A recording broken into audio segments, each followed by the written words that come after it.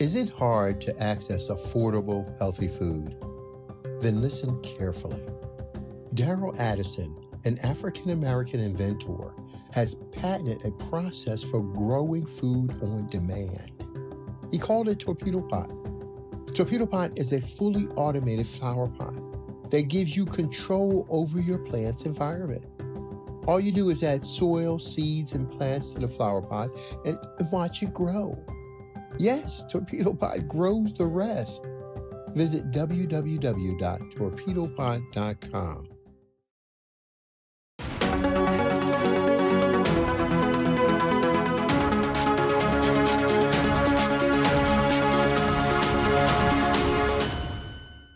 Hello fam, welcome back to the African Diaspora News channel. I'm Wongel Zelalem bringing you this report. Today's report is about Press Secretary Billene Seyoum putting CNN to their place, where they belong. Let me just show you a clip, a snippet of it. We'll come back and discuss. Becky, thank you so much for having me. Before I answer your question, it would be quite disingenuous of me to respond to your question without first addressing the big elephant in the room. And it's important for me to share with you, as well as your global audience, that Ethiopians, a majority of Ethiopians in Ethiopia as well as abroad, strongly feel that CNN has covered the conflict over the past year in a manner that is highly biased and detached from context. And a recent example is the hysteria that CNN had caused last week as if Addis Ababa was under siege, sending a global message that the city is about to go down. And we have often shared that it seems Ethiopia is undergoing what seems like a coordinated media campaign to tarnish the image of the country, to tarnish the image of the Prime Minister and his administration. And media outlets like CNN, New York Times, Washington Post, and Reuters in particular, as well as others, have often chosen to carry an overly negative and skewed narrative, missing important nuances.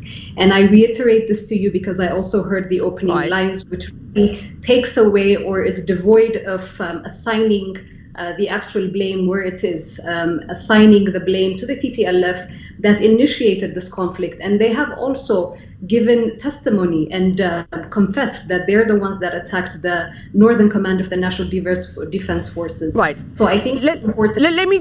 Let me respond to your words, because I've given you a chance to say your bit. Our work, our reporting was conducted carefully and methodically by CNN's highly experienced team in the region and elsewhere. We stand by its findings as well as the language used in our reporting, which we believe is fully justified. Here's a question to you.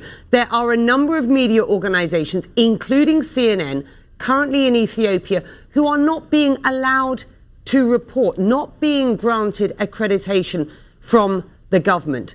What is the reason for that?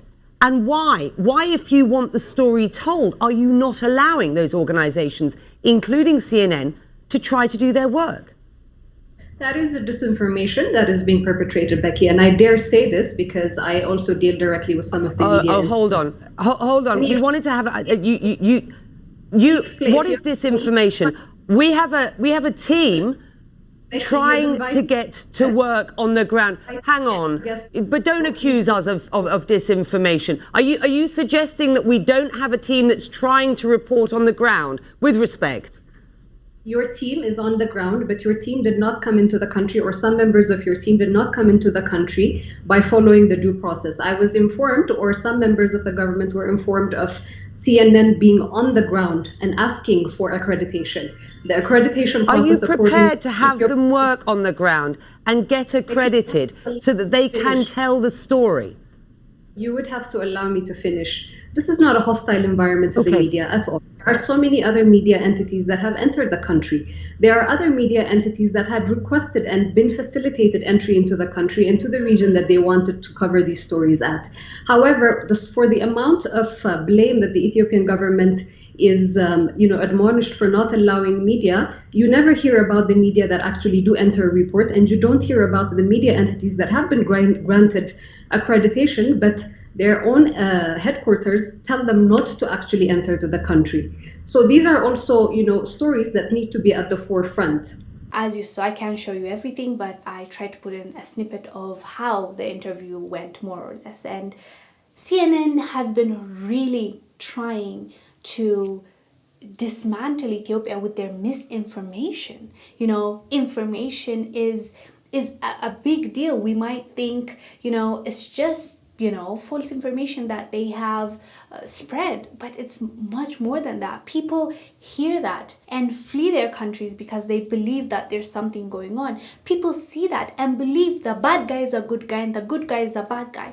People watch that and believe that the person that is governing them is evil, so they remove that person from power, and other nations appoint a person for them that will be a puppet. We've seen that time and time again. So no, it's not something that we should take lightly. A misinformation, a false information, fake news is as dangerous as any weapon we know. So CNN being blasted by the press secretary of Ethiopia for the prime minister is a big deal. I'm sure when they invited her, they thought they will just grill her like the way they do hard talk, and we are for the truth and we're trying to get the truth. But she held her own. I believe she spoke her truth, even though I saw her being cut off every second when she's trying to make a point.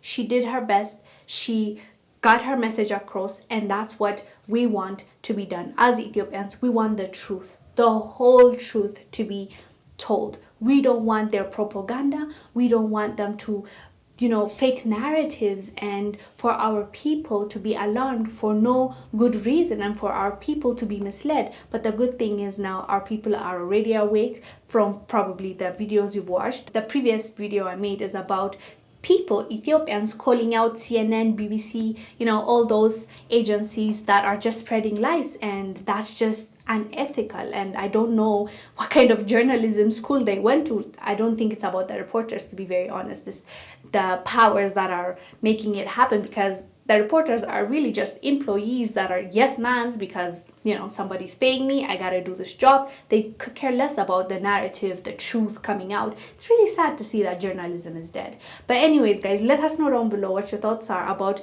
Bilene's speech, Bilene's interview, and the way she handled herself. I'm Wongel Zelalem. I'll see you on the next one. Bye. Thank you for watching. Make sure to subscribe to our YouTube channel and download the African Diaspora News Channel app, now available on Google Play and the Apple App Store. Living in America as a black person, you recognize there is one set of laws for you and one set of laws for those, especially in the white community. In our book, Passive Aggressive Racism in the System of White Supremacy, I take you through times in my life when I first started noticing white supremacy. We teach you how to recognize it, identify it, and also counter it in our book. This book is a beginner's course for those that are just starting to wake up and open their eyes to see the system of white supremacy. As a black American person, you must understand this system, because this system is life or death to you. How you handle it, how you deal with it, it can affect your mental health if you don't understand this system. Pick up our book, Passive Aggressive Racism in the System of White Supremacy, today on Amazon.